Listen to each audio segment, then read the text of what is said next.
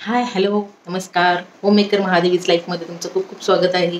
तर आज A2 milk म्हणजे देशी गाईचं तूप कसं बनवायचं हे मी दाखवणार आहे. ॲक्च्युली तूप बनवण्याची पद्धत सेमच असते.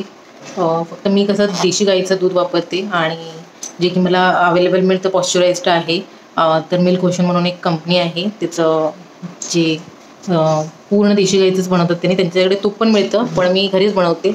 तर देशी गाईचंच दही बनवते, तूप बनवते. तर त्यामुळं खूप सारे फायदे आहेत. कधीतरी मी यावरती व्हिडिओ बनवेन A1 मिल्क आणि A2 मिल्कवरती. तर A1 मिल्क हे म्हणजे जे जर्सी गाय असतात त्यांचं असतं आणि देशी गाय म्हणजे आपली गावरान गाय असतात. भरपूर प्रकारच्या आहेत गायी. तर गीर गाय किंवा अजून भरपूर प्रकारचे आहेत. तर त्याच्यावरती मी कधीतरी एक व्हिडिओ बनवेनच.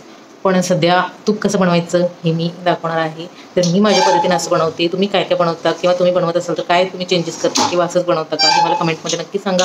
आणि आवडलं असेल, कोणाला तर गरज असेल ह्या व्हिडिओची, तर त्यांना शेअर करा आणि माझ्या चॅनलला सबस्क्राईब करा. गाईचं तूप असल्यामुळं एकदम पिवळं पिवळं दिसत आहे आणि म्हशीचं असेल तर पांढरं दिसतं.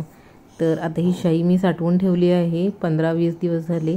तर रोज मी शाई काढून ठेवते आणि फ्रीझरला ठेवायचं, नाहीतर मग कडू होतं शाई सगळी, मग ते खाण्याला योग्य नसतं.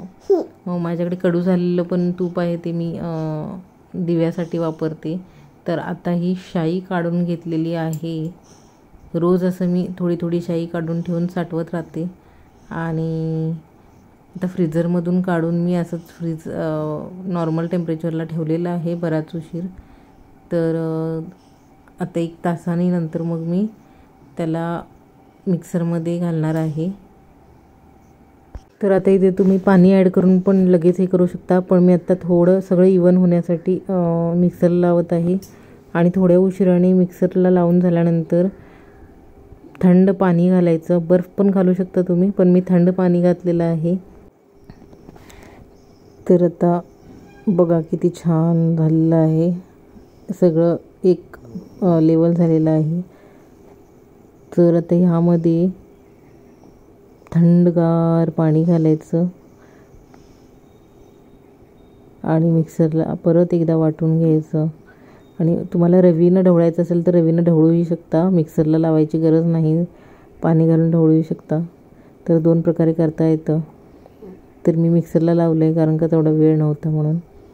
तर रवीनं करायचं परत एकदा कधीतरी दाखवेन मी नक्कीच. तर आता हे सगळं लोणी तयार झालेलं आहे, ते मी काढून घेतलेलं आहे एका भांड्यामध्ये.